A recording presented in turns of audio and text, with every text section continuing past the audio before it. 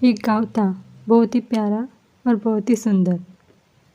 उस गांव में सीता नाम की एक औरत थी जो बहुत समझदार और शांत स्वभाव की थी, जो सबसे प्यार करना जानती थी और सब लोगों से प्यार से बातें करती थी, सबको समझ के लेती थी। वो जानवरों से भी बहुत अच्छे से बातें करती थी। अरे, तुम लोग आ गए, देखो, जब तक मैं हूँ तुम लोगों को कभी खाने पीने की कमी नहीं होगी। जब भी तुम्हें भूख लगे, प्यास लगे, मेरे पास आ जाना, ठीक है। फिर सीता चीना और राघव को खाना देती और वो दोनों प्यार से खाना खाते। सीता की एक बेटी भी थी, परी। परी बहुत प्यारी बच्ची थी।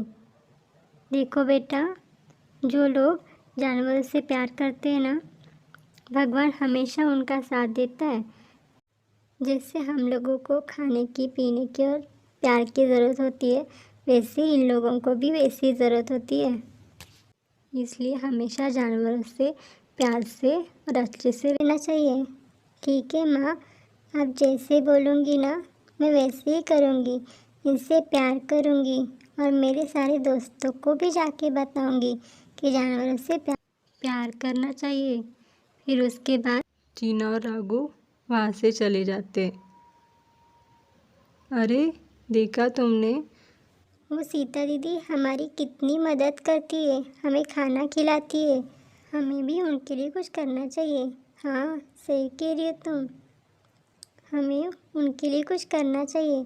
देखना, जब भी उन पे कोई मुसीबत आएगी ना, तो हम सबसे पहले उनकी मदद करेंगे, क्योंकि भगवान भी उन्हीं के साथ हैं। तभी एक दिन सीता बाजार जा रही थी कुछ सामान लाने के लिए। तभी उसी रास्ते में डायना नाम की चुड़ैल दिखती है, जो बेचारे एक बिल्ली को बहुत जोर से मार रही थी। अरे डायना, ये तुम क्या कर रही हो? उस बेजुबान को क्यों मार रही हो? और तुम्हें पता है, बेजुबानों को कभी मारना नहीं चाहिए। उनके अंदर भी इंसानियत होती है, जान होती है। ये तुम क्या कर रही हो? तुम मुझे मत समझाओ कि मुझे क्या करना चाहिए और क्या नहीं। समझी तुम? मैं ऐसी ही हूँ और ऐसे ही रहूँगी। तुम्हें मुझे सिखाने की कोई ज़रूरत नहीं है। अपने काम से काम रख। अरे सीता बहन, कहाँ अभी इस डायना के मुँह लग रही हो? वैसे भी वो चुड़ैल है, वो किसी की कहाँ सुनेगी। जाने दो, चलिए आप। अरे, इन लोगों की तो इसने मुझसे पंगा ले लिया।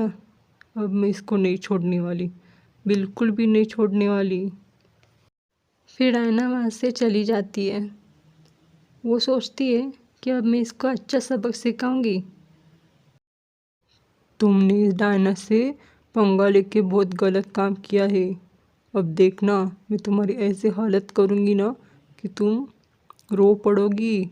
फिर डायना के सामने सीता का एक बहुत बड़ा और प्यारा सा आम का पेड़ था, जो डायना अपने काली शक्ति से सारे फल गिरा देती है, उसका सारा पेड़ खराब कर देती है और फिर वहाँ से चली जाती है।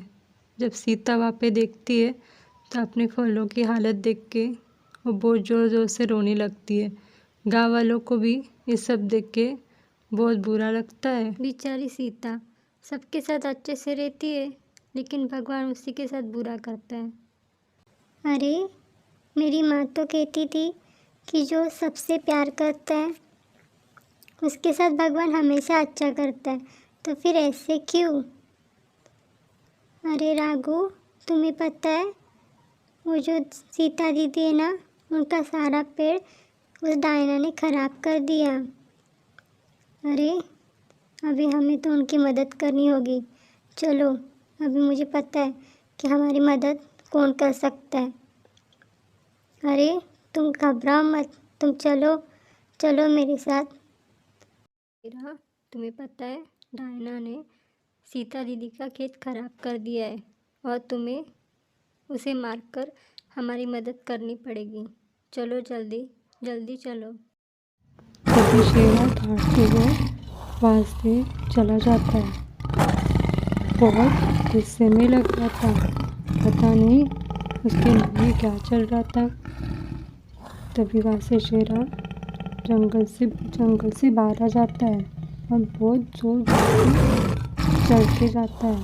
पता नहीं अब शेरा क्या करेगा। इधर डायना को शेर की दहाड़ने की आवाज़ सुनाई देती है। वो बहुत डर जाती है। वो सामने देखती है तो एक शेर उसकी तरफ चल के आ रहा था। उसे कुछ समझ में नहीं आता कि अब मैं क्या करूं। वो कुछ कर पाती, कुछ समझ पाती, इससे पहले शेरा ने उसके ऊपर अटैक कर दिया और शेरा ने चुड़ैल को मार दिया। शेरा दहाड़ते हुए वहाँ से चला जाता है। तो इस कहानी से बस हमें यही सीख मिलती है कि इंसान ने कभी भी बेजुबान जानवर को नहीं मारना चाहिए।